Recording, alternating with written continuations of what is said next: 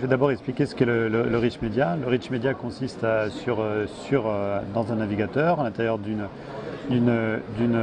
page HTML, de présenter des éléments multimédia, qui peuvent être des photos, qui peuvent être des vidéos, qui peuvent être du son, mais qu'ils ont présentés ensemble et surtout qui sont synchronisés ensemble pour obtenir une expérience utilisateur qui peut être celle de découvrir un produit, qui peut être celle également de jouer avec un ensemble multimédia, de pouvoir découvrir ou apprendre. Et c'est ce que l'on va pouvoir faire avec ce qu'on appelle le Rich Media, qui est l'utilisation d'un média complet, multimédia, mais dans l'Internet. Un des éléments qui apparaît de façon de plus en plus prédominante à l'intérieur du Rich Media, c'est l'utilisation de la vidéo. Pour plusieurs raisons. D'une part, pour une raison simplement de production, qui fait qu'on arrive à produire des éléments de vidéo qui sont de moins en moins chers aujourd'hui. La preuve en est ce blog, dans lequel on arrive à produire de la vidéo à un coût où il y a quelques années on était incapable de le faire. Mais il y a également une raison de diffusion et d'acceptation de la part des consommateurs, qui fait qu'aujourd'hui la possibilité de lire ces vidéos est devenue plus puissante grâce à la bande passante qui est disponible pour la plupart des internautes. Donc ces deux éléments combinés font que de nouvelles utilisations sont possibles en utilisant la vidéo pour pouvoir présenter des produits, présenter des bénéfices consommateurs. Il y a plusieurs exemples qui sont intéressants lorsqu'on parcourt un petit peu le monde des réalisations.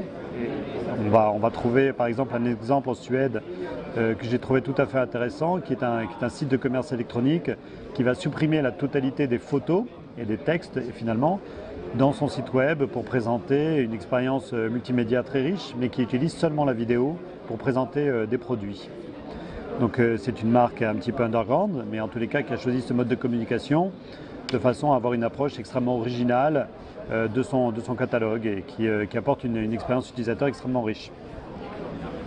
On a vu également pendant la conférence cet exemple japonais d'un catalogue qui utilise également le Rich Media pour mettre en avant et théâtraliser ses produits en utilisant des comédiens de rue qui vont finalement animer chacun des produits à leur façon, même avec une expérience utilisateur qui est tout à fait riche puisqu'on peut utiliser chacun des éléments comme étant une partie d'un mix complet et donc donner la possibilité de devenir une sorte de DJ en utilisant les produits comme étant des boucles, ce qui est tout à fait original et une expérience très très riche.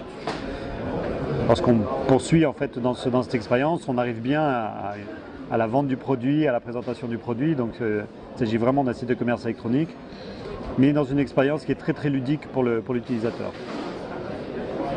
J'ai présenté également un exemple que l'on a trouvé très intéressant provenant du VAdiste Kell, qui présente des extraits d'une série télévisée qui s'appelle Plus belle la vie, qui passe sur FR3. Dans lequel on va utiliser la série pour présenter des produits présentés par des mannequins, par des comédiens, pardon.